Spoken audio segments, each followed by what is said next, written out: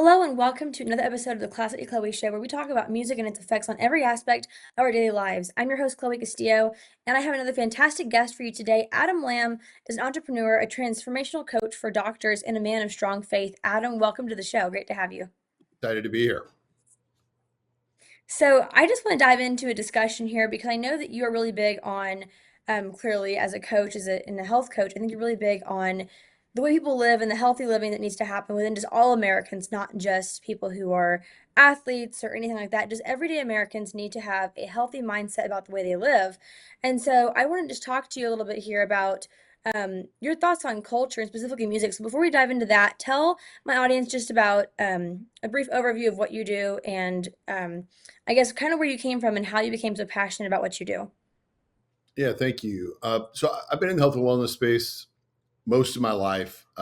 Specifically, about 15 years ago, started a nationwide telemedicine company helping people optimize their health because resources of optimal, proactive health just weren't really out there. And so that's kind of where I started things. And I've gone on to help build large companies doing this stuff throughout the country and business partners with guys like Tony Robbins and some publicly traded companies I'm a shareholder in. Um, and through that process, though, in the business side, had success, and in the healthcare side, and I had a special heart for doctors primarily because they're like at the top of the food chain, and not a lot of people are helping them. They don't learn a lot about business, so that's where I kind of was my segue into working with them. But also the mindset stuff for them was a big piece because again, hey, they went to school longer than anyone else. They must have it all figured out. So most people in society were not trying to help them. I saw a need and I wanted to basically help the people that are helping everyone else. And so I got into that. And, what's interesting, another part of that is the doctors almost from, like a man of faith. I haven't always been my whole life. And we'll talk a little bit about that as it pertains to music. But a lot of doctors too that are they're faith based, but they kind of hold it back a little bit. And part of my goal too, taking them through this transformational process, is helping them become more empowered to share their faith and be open about their faith in their practice, which I think can change the game for them. They're a way to help and heal and connect with patients. Um, and so when it pertains, as it goes to the mindset piece, so the four pillars that I coach people, it starts with mindset, then mastery, which is self mastery, marketing, which is like personal branding, branding your business, messaging, and then the machine, which is building the business that ultimately becomes a machine that helps them make money and serve more people. Most people come to me because they want to make more money, right? And but what I've found is there's always an issue as we go back to the mindset to begin in the self mastery area that are blind spots, are strongholds, or something that's in the way of them scaling and growing the business or practice of whichever it is. And I coach Christian entrepreneurs too. A lot of those guys, they relate to me. They're like, I'm a little more edgy than a pastor. And I have the background street credit to help build businesses. So I also work with those guys too. And but the mindset piece is where we always start because our mindset is usually the place or the thing that's in the way. Right. Well, so based off what you just said about mindset being something that kind of can hold people back a lot, there's a video that you posted a while back. I'm not sure exactly when it was, but it really struck me because it was talking about how amateurs, I guess just amateurs in life really are like addicts. And you were Mhm. saying people get the reaction of like, well, what do you mean an amateur is an addict? It's kind of extreme. But you say, no, because they're addicted to like the mediocrity of, whether it be poor eating, harmful, online content they consume, whatever it is, they're like addicted to the mediocrity of this lifestyle. And you said that also, when you're used to being broke or you're used to, being drunk all night and getting up, the next day, and, half your day is gone and that kind of style of living, it becomes very familiar and very comfortable. And bringing this into music a little bit, because I'm talking about the mindset here, I found that as conservatives in the conservative movement, we kind of struggle with a similar issue when it comes to culture and specifically music, because we complain about how terrible the left ideology is, and then we speak up about, its harmful effects. But when it comes to mainstream music culture in America, we're basically silent. And I think that, music is one of the most effective channels of communication. And I feel like we're just kind of prone to accept the mediocrity of the culture the left offers to our society. It's kind of like that's all we know, you know what I mean? And so, um, I guess we're used to there being a problem in Hollywood, and we're used to the mainstream music being kind of an issue. But it's like we see it kind of like as untouchable. And so I feel like, making America great again, making America, a strong nation needs to include a shift in the mindset of Americans and the health that the standard of health that they I guess hold for themselves as individuals. And so I feel like a part of that is we have to stop accepting the lifestyle of, that we've been living, whether it be, our food containing who knows what kind of poisons, whether it be the medical industry kind of enslaving us as like lifelong patients. I mean, I can go on and on. Here. There's a lot of issues I think Americans are starting to wake up to. And I think that when it comes to culture and specifically music, young men are being told that their masculinity is toxic, and young women are being told that, be promiscuous and it's a good thing, and it's how you're validated. And it's just the lifestyle of so many Americans. What the norm has become is so destructive. So, as someone who coaches people on, how to improve their lifestyle, what are your thoughts on the impact that music specifically has in the mindset of Americans and specifically the youth of America? Yeah, it's a great question, and it's powerful, and you're right. It's so here. I have a saying that what's new becomes normal, and what's normal becomes numb. Right. So we can think of certain things that you even nowadays you might hear something on the radio, and you're like, they can say that in the radio now, and because what happens is certain messages that are new, it's like, ooh, that's new, that's controversial, that's a little different. And then it becomes normal and accepted. And then we become numb to it. But the negative powers that be are going to continue to push the envelope on creating that. I mean, when we look at society today, I think, I'm 45 years old. I can look at that and say, like, this, a lot of this would have been bonkers 20 years ago, 30 years ago, 40 years ago. But because this new normal numb process continues to happen, we become numb to it. And so the other part I would share is that we are a product of what we consume. Consume bad food, I can look at Chintel, and consume bad music. Like, remember, like, your brain's ability to be brainwashed is a real thing. You don't need some magician or some weird, person doing some kind of seductive act to you for that to happen. All you have to do is listen to the same wrong thing over and over and over, right? So when you think about, what do you consume? Are you reading books that are positive? Are you listening to music that's positive? And it's, for a guy, like I said, I haven't always been saved. I've been a follower of Christ since 2018. So before that, I was a different version of me. So I have the contrast of experience and understand that music doesn't lead my mind down a path of productivity, right? And so, which is why I parted ways with a lot of that. Now, look, I still love some of that stuff, but I know that it's not healthy for me, and I'm wise enough today to not listen to it. And I think of, there was a time where I'd listen to just like even hardcore rap to work out to, thinking that's the thing that's going to push me. Where today I'll listen to praise and worship. Even I can look at my phone and tell you the song I was listening to on repeat. "Fear Is Not My Future" by Maverick City Music. I just listen to that on repeat while I'm training, just as strong, all those kind of things. And I feel like the workout's more fruitful, and the message that I'm consuming in my mind is much more positive. And that when we consume those messages through music that are more positive, it creates belief systems, or it can alter belief systems in our mind for the better, or if it's a bad thing we're consuming, for the worse, right? And you can take a good kid that starts listening to, I won't pick on any specific artists, but over and over and over, next thing you know, I'm interested in smoking pot. I'm interested in hooking up with women. What's this strip club thing? What's this all about? Because they're listening to those messages over and over and over, not fully understanding what it means. But as they do, and that curiosity sparks, it opens up Pandora's box to a bad life, which I lived working in nightclubs and chasing women and drinking, doing drugs, all that stuff, all through my 20s. And so I know the hardship and the pain that can go through that stuff. And music is a big contributor to that. Absolutely. I completely agree with your standpoint there. And repeat what you said a minute ago, would you, saw because I forgot your wording about being about normal things that become numb. Say it again. Yes. So what's new becomes normal, and what's normal becomes numb, right? So That's it's like, yeah. I like cars.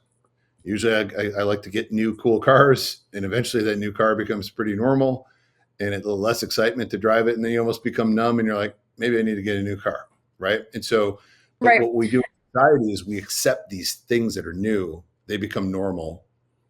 And especially when you have a society that's scared to step up and say, no, that's not okay. Drawing the line, go backward, go. We need to go backwards a little bit here.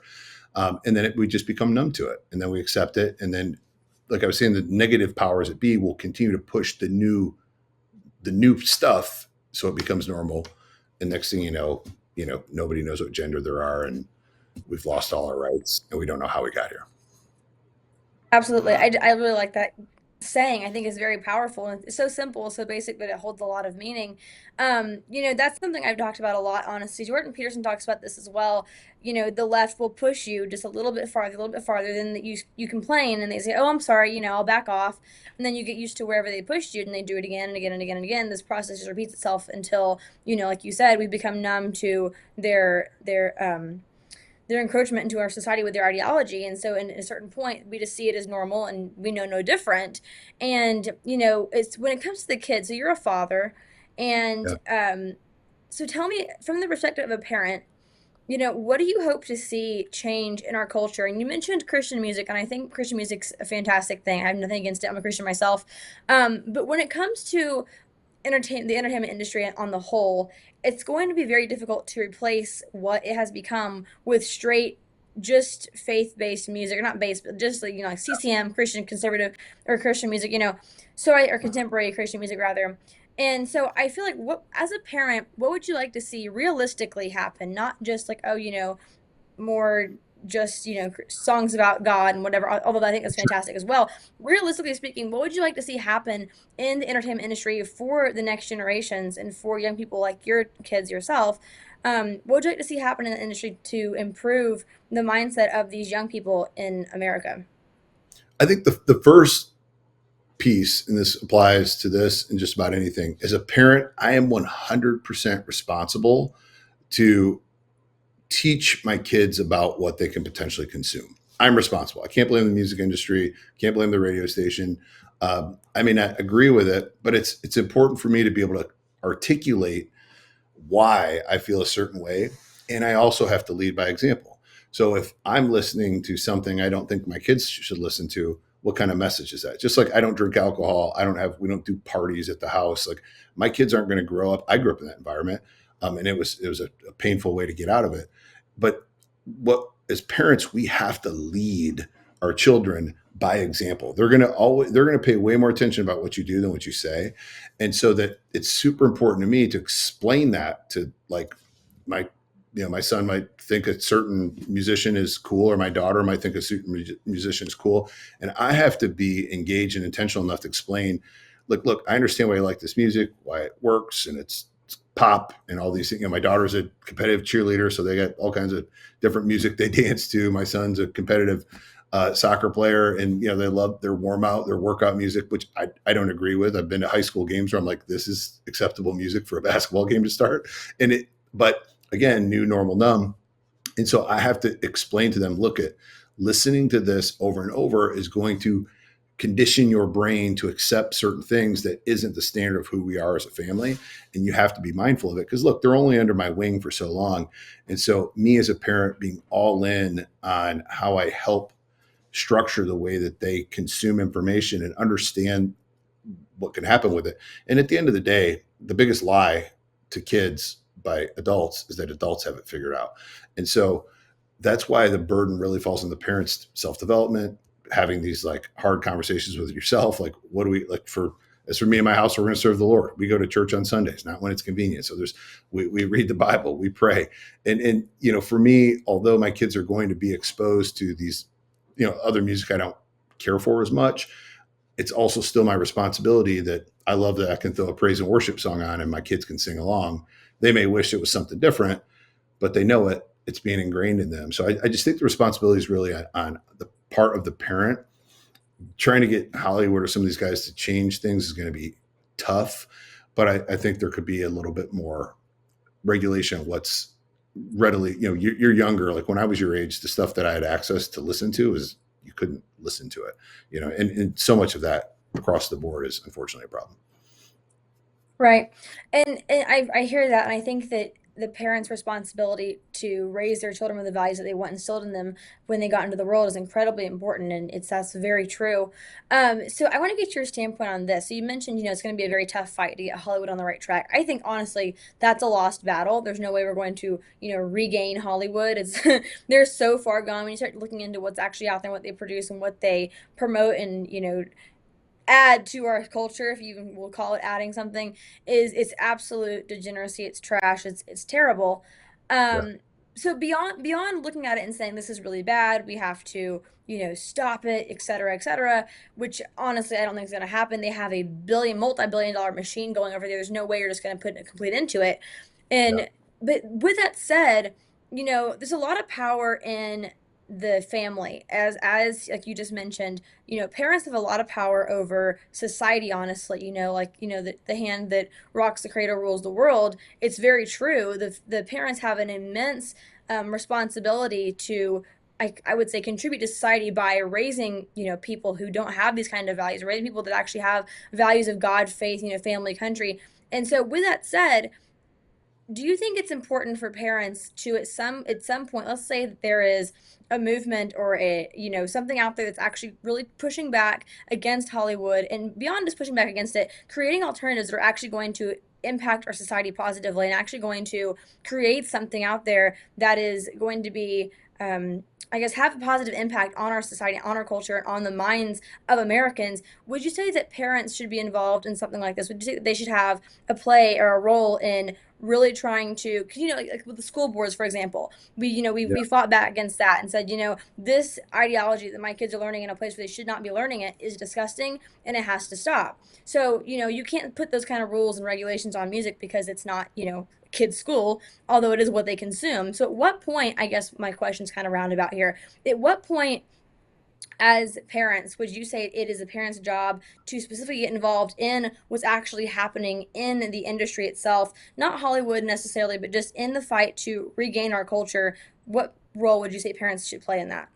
Well, I think we are the culture, we are the society. We live in a place where we get to vote. And you're probably too young and maybe weren't born when this happened, but there was a rap group back in the day called Two Live Crew, and their album was like Nasty as They Want to Be, and they were crude, and they actually got banned from the state of Florida. They were so bad, and so it can happen, right? It can happen for the bad actors out there. I think that people can come together, and the people who they vote for that represent that. For me, if I wanted to listen to, I remember the first bad album I bought was Naughty by Nature. They had a cool pop song, "You Down with OPP," which I didn't know what it meant, but it was just popular. I want to buy the tape. It was a cassette tape. We had those back in the day. And the cassette tape though had this parental advisory thing on it, right? So it's like number one, like I had to figure out a way to get that because you had to be 18 to buy it. And then, but I just wanted that one song. And then the other songs that were on there were like, holy cow, I've never heard the F word so many times in my life. And I felt this guilt and shame, all this stuff, because it wasn't necessarily something I was exposed to, but again, it was new, freaked me out to where I was like, I need to throw this thing away. And I'm not going to throw it away. I'm going to listen to it. I'm going to memorize the words.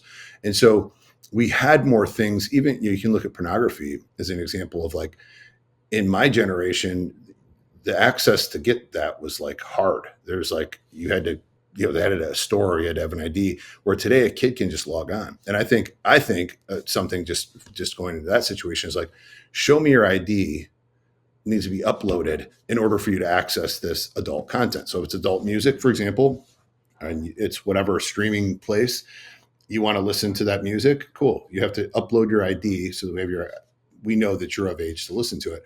And let the parents, because then you're putting the parents in a position. Like, if my son wants to listen to something inappropriate on some streaming platform, I have to get my driver's license out, take a picture, and upload it. And just that alone is putting the parent in a place of like cognitive action that's going to require them to, like, do I really want to open this door? Because they're then taking full responsibility. Otherwise, the youth can't access it. So there's things like that that could be implemented. It doesn't affect a First Amendment right by any means because of the explicit lyrics. So I think there's certain things like that that can happen.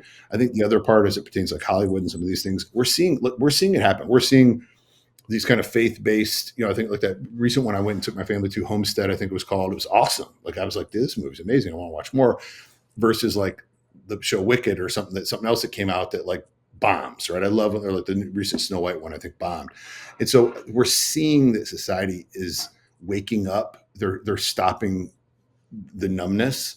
And I think it has to do with it having bold administration and people getting a voice of like, we reached a point in society where everybody's like, all right, pump the brakes. We're letting kids change their gender. Okay, stop. Like, I don't care what side, left or right, you're on. There's the instinct inside most Americans is like, okay, we got to draw the line. Now, the problem with the conservative side of things too is most conservatives are like quiet, and nice. And even the Bible, look how many times the word nice is in there, 0.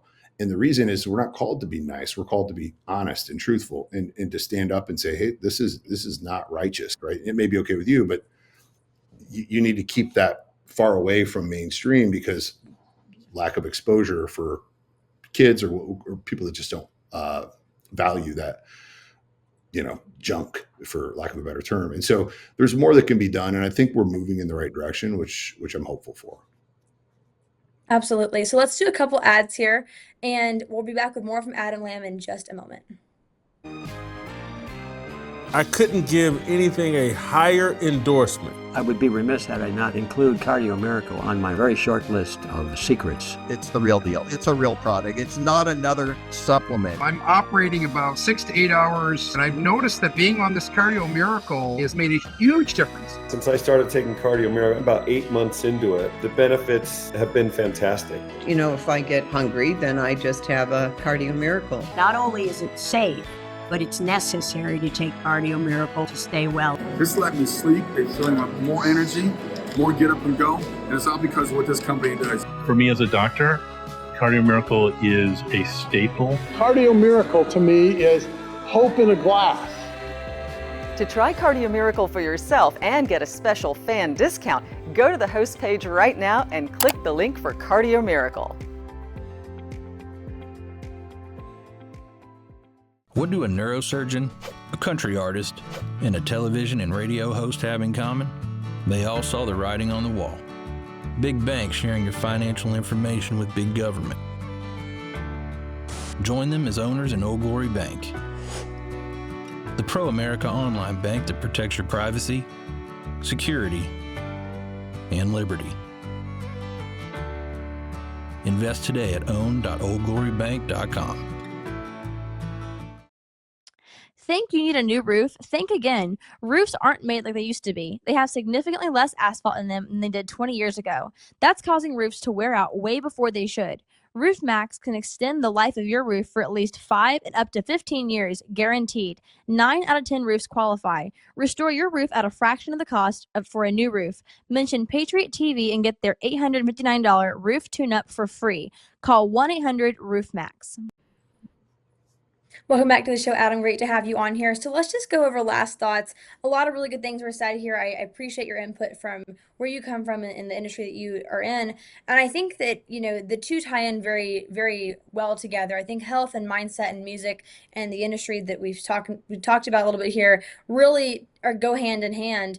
And so I appreciate all your input here. So let's just give my audience some last thoughts on what do you hope to see happen in the next years and, these next 4 years in America? Like you said, this new administration is kind of pushing people to do better, to expect better, to really hope for this new American dream in a way. America has gone so far in the wrong direction. I think that with this new administration, we're all kind of rooting for America again to really become what it has the potential to be. And so with that said, what do you hope to see happen in America as far as culture goes? What do you hope becomes mainstream? What do you hope actually makes America great again when it comes to music and specifically culture? It's a great question. And here's what I'll tell you. I think when I look at, if I were to sum up, this is going to be broad, but I'll drive it home. When I look at the left is a party of complacency and survival. And when I look at the conservative movement, and I grew up up in a Democrat home, got older, got a job, started making money, and I was like, wait a minute, I was lied to. And so, and I realized that the people that were pouring into me to teach me about self-development and improving myself, and that I could basically have the life that I want to. That's my motto: have it all. Were conservative people. And I believe the conservative movement saying, hey, look, if you're willing to do the work and you're willing to grow, you can have whatever life you want. I barely graduated high school, and I've done well, right? I've done well. I own medical companies, healthcare companies. I'm business partners with some of the top business leaders in the world. And because I was willing to do the work, but what I realized is the work required a mindset shift. And that mindset shift required me to audit all of the things I'm consuming, whether it's things I watch on TV, things I watch on the internet, things I consume from a music standpoint. And if those things don't align with where I want to go, they have to go away. And so I think that this administration and just the movement of America realizing like we've hit a pit, and where I think we're on our way out of that pit, and that the realization is that you are 100% in charge of your life. And the decisions that you make daily, whether it's the music you're consuming, the TV that you watch, the shows you're consuming, are going to form the way you process information and create your perspective. And if you're in a perspective of, divorce and having, affairs and all these things because of things you're watching or listening to, versus are you consuming things about improving your marriage? Are you consuming things about improving your health? And so that's the biggest, the change. And I think the left is all about, hey, do whatever makes you happy in this moment, forget about the future, and just survive. Where the conservative movement is more about thrive, anything, like whatever you want, right? Less regulation on some of these things too, for growth and who you can become, because we live in the greatest country in the world. That's why so many people want to come here to build businesses and improve themselves for their family and generations beyond that, because we have the greatest country out there to do that in. The challenge is the culture is doing everything it can to keep you suppressed and keep you complacent and keep you average. And the things that we consume, whether it's the food, the music, the content, is all feeding that average mindset versus a switch of a growth mindset that says, hey, if this doesn't make me grow, I don't want it in my life. But that's a decision we all have to make as individuals. And it was a decision I had to make massively in my life, which is what has helped lead to where I'm at today. And my ability to help lead tons of other people to that path is shifting that mindset. Adam, I truly appreciate you coming on here. That's a fantastic last words from Adam Lamb there. Thank you so much. Where can we find you? Where can my audience find you and follow along?